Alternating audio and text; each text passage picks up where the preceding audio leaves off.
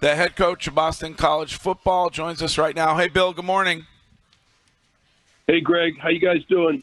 Doing great. You can't see us. We're on Twitch, but you probably aren't watching. Wiggy and I are wearing our Western Kentucky Moms T-shirts this morning since some merch arrived here at the radio station for Courtney and Curtis, and none arrived for us. Oh, no. Oh, we got to – man, hold on. I got to get with Bears. We got to get the tracking number out. We got to check the tracking number. Oh, I see. It's in the mail. Yeah. Gorgeous merch, let me tell you. Do we have the right address? This sounds like one of the excuse we just played from Diddy's lawyer. Oh, like whoa! Wait a second. All right, so it's Bill. It's in the mail. Right. The merch is in the mail. It's on the way. I'm sorry, Wig. I'm sorry, Greg. It's on the way. I had run out of the bigger sizes. I'm a 2X. Yeah. I'm not going there. Well, listen, great to have you on again, and once again, every week is big for this team. You said that this week, but you also said that you're not allowing these guys to end up looking at this or having this be a trap game. That's a concern, I guess, going into Western Kentucky. I mean, that what I had said is that phrase should never be used at Boston College. I mean, who the hell are we to be talking about a trap game? I mean, it's ridiculous. We have to play very well.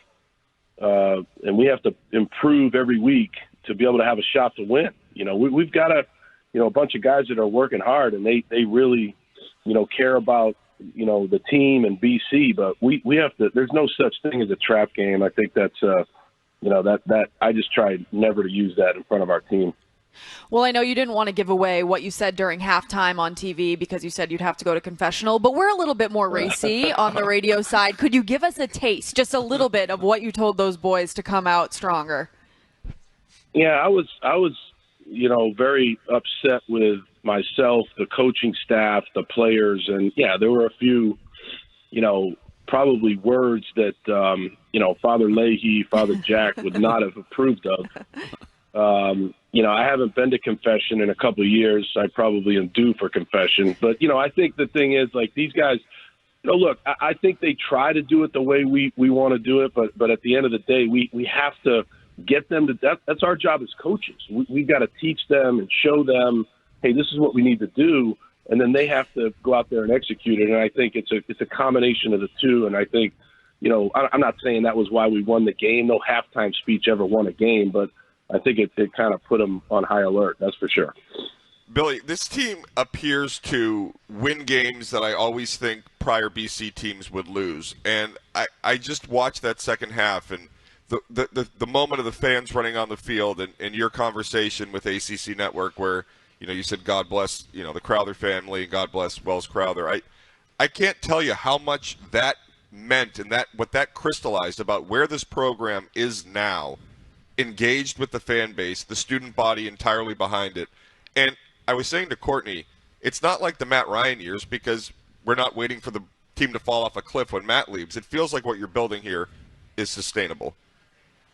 I appreciate that, Curtis. I really do. I think that we try very hard to get these guys to understand that they have to play hard on every snap. They've got to play with great effort, that the game is never over, right? I mean, it was like, we were down 19-16 with 3 minutes to go. I mean, the game's never over. A lot of these guys have dreams of playing pro football. That's what most pro football games are like that. They're very close, right? They come down to, you got to play the whole game. And I think one of the best things about the other night was the crowd.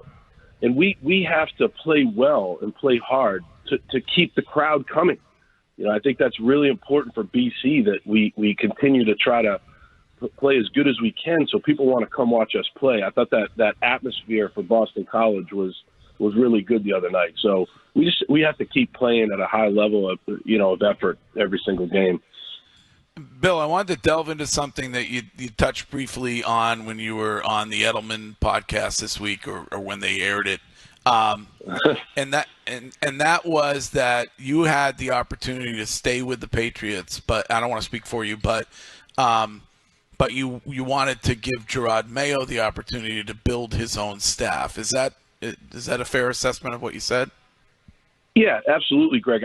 Look, last year was tough at the Patriots, and I don't want to get into all the details, but it wasn't like a great situation. And I think one of the things that being somebody that's been coaching for 32 years, been a head coach, my third head coaching job, I really have a strong belief that you have to have, everybody together and everybody on the same page. I came there to work for Bill, and, it was a bad year. It was a tough year.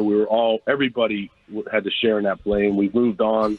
I think he's got a really good staff there. He's doing look, I know where they're at, but they've got a lot of really good coaches on that staff. And I know some of those guys like Bobby Bicknell and, Evan Rothstein. I mean, they've got some really good, sharp coach. DeMarcus Covington's a hell of a coach.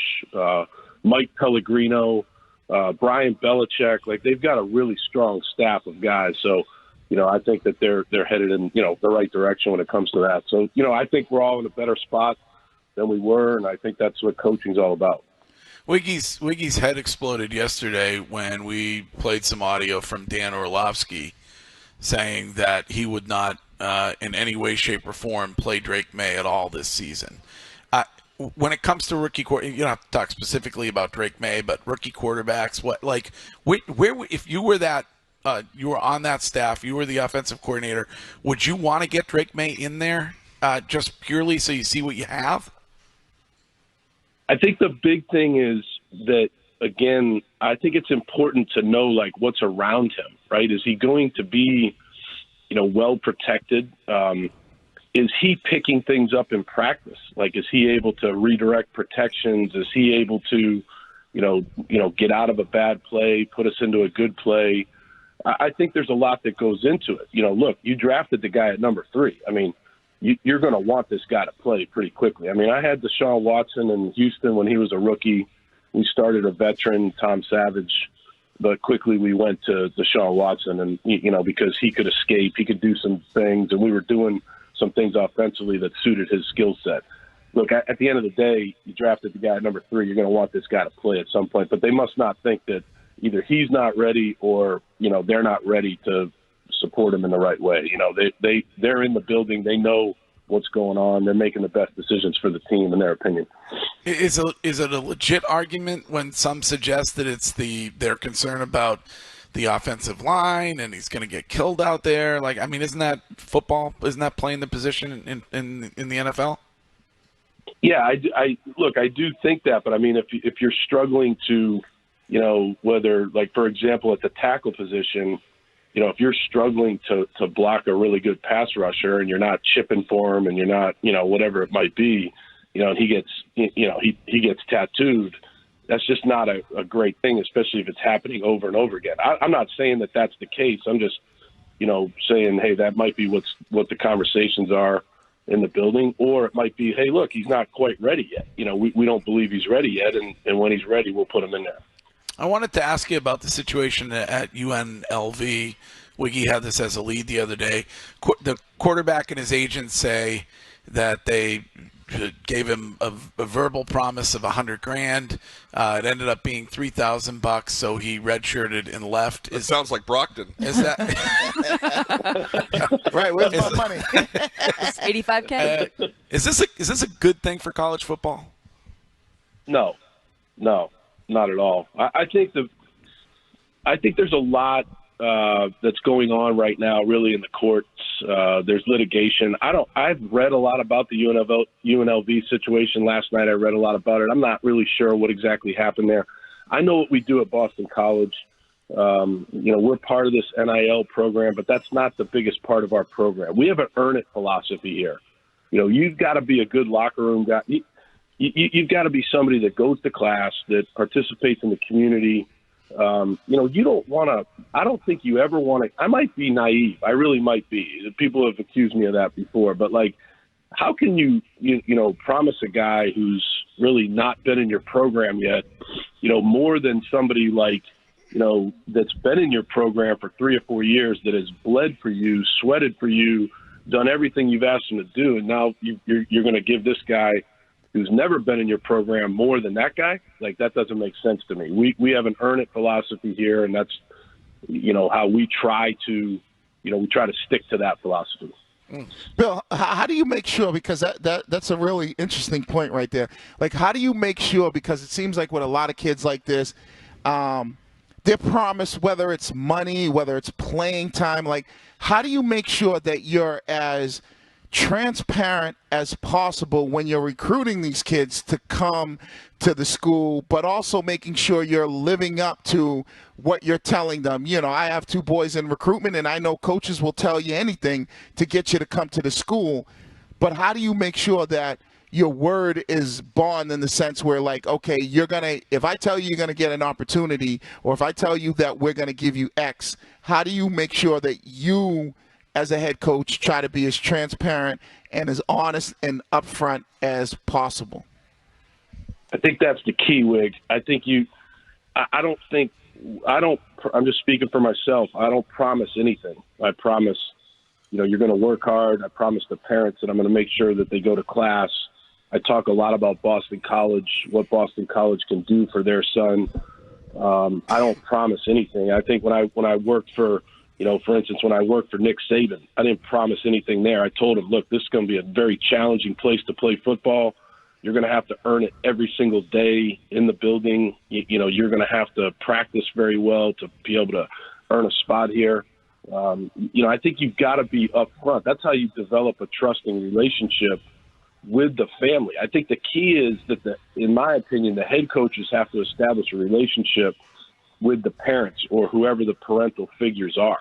And I think that's a big key that we try to do. And we don't get into a bunch of promises, because promises don't work out. It's just like life, man. Whatever you do, I believe, in order to be a success, you've got to earn it. You got to show that you're competent enough to show up every day and earn it. And I think that's what we try to do here. Well, on Julian's podcast, I found it great that he talked about speaking with your team right now and saying that the BC guys were hungry, wanted to learn. In this landscape of college football where you see head coaches leaving because they say that they can't deal with the way that the players are expecting millions of dollars and everything just handed to them, have you found it to be different than your last coaching stint in college? Like, is there a big change in 2024 than you've seen in the past?